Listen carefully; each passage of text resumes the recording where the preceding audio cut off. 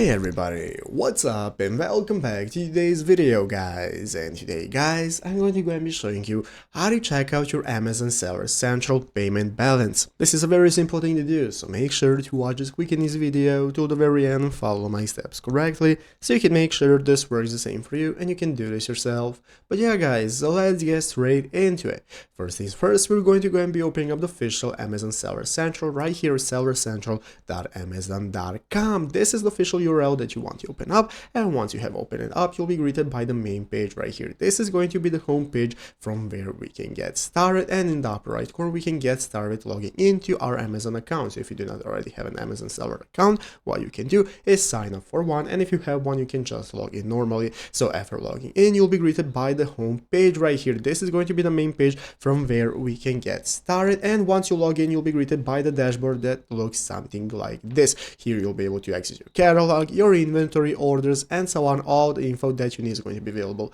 right here, and now we can get started. So basically guys, how can we check out our balance for our account? It's very easy. As you can see, here is official thread on the official Seller Central, somebody asking how to check out your account balance, and here we have a reply.